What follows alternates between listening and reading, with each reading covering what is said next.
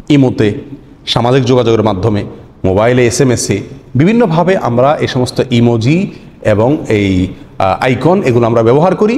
এগুলো ব্যবহার করা জায়েজ আছে কি না, এটা নিয়ে ওলামায়ে কেরামের গবেষণার খোলাসা এবং সার সংক্ষেপ যদি বলতে যাই, তাহলে বলা যায় যে এটি শর্ত সাপেক্ষে জায়েজ আছে, শর্ত সাপেক্ষে জায়েজ আছে।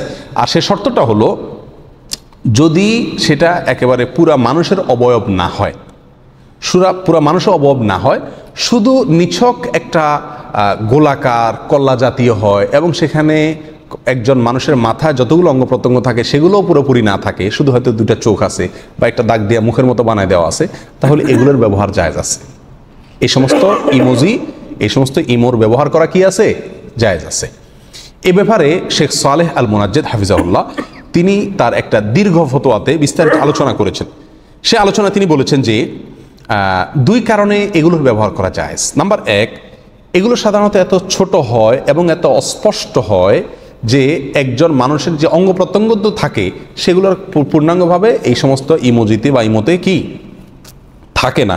সেক্ষেত্রে তিনি ফতোয়া হিন্দিয়ার একটা উক্তি দলিল হিসাবে পেশ করেছেন। সেখানে লেখা আছে যে লাউকানা সগীরাহ বিহাইসু লা তাবদু লিন-নাযির ইল্লা বিতাআম্মুলিন লা ইউকরাহ। ছবি যদি এত ছোট হয় যে গভীরভাবে না তাকাইলে বোঝা না যায়, অস্পষ্ট হয়, স্পষ্ট ছবি না হয়, তাহলে সেক্ষেত্রে সেটা নিষিদ্ধের আওতায় পড়বে না। কথা বুঝে আসছে? এবং এক্ষেত্রে অন্যান্য ফিকহাতেও ওলামায়ে কেরামের মত প্রায় একই, যে ছবি যদি অস্পষ্ট হয় সেটা অসুবিধা নাই।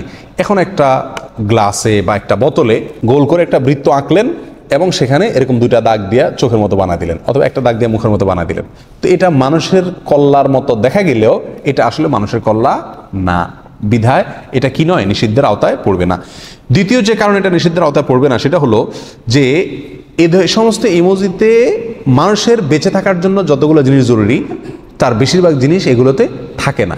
যেমন বুক থাকে না, পেট থাকে না, পিঠ থাকে না, চোখ থাকে না, কান থাকে না, অনেক সময় অনেক সময় নাক থাকে না, এক এক সময় এক একটা গুরুত্বপূর্ণ অঙ্গ থাকে না, চুল থাকে না, মাথা থাকে না, অথবা মাথা থাকলে মাথার গুরুত্বপূর্ণ অংশ থাকে না, এক অংশ থাকে আরেক অংশ থাকে না, এরকম অনেক কিছু থাকে না, যার ফলে ওইটা প্রাণীর বিধানে পড়ে না।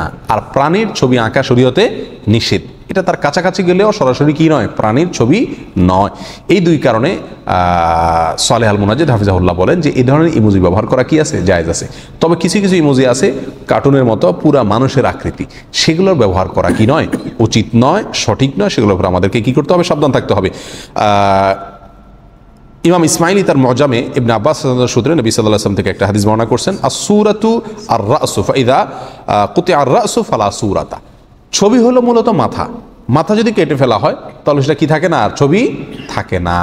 এখন এই সমস্ত ইমোজির মাথাগুলোতে যদি মাথার যা থাকে তার গুরুত্বপূর্ণ কিছুই না থাকে, কান নাই কথার কথা, অথবা নাক নাই, অথবা চোখ নাই, বেশিরভাগ চোখ থাকে অবশ্য, এরকম মাথার গুরুত্বপূর্ণ অনেক কিছুই নাই, ওটাকে পরিপূর্ণ মাথা বলা যায় না, তাহলে এটা ছবির আওতায় পড়বে না।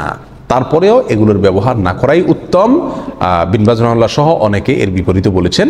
তবে বিশুদ্ধ মত অনুযায়ী এরকম হালকা ইমোজি যদি হয় তাহলে সেটার ব্যবহারে কি নাই, অসুবিধা নেই। হাসি কান্নার অবস্থাকে প্রকাশ করে এরকম কোনো ইমো থাকলে সেগুলো ব্যবহার করা, এরকম কোনো আইকন থাকলে সেটা ব্যবহার করা জায়েজ আছে। আল্লাহু আ'লাম বিস-সাওয়াব।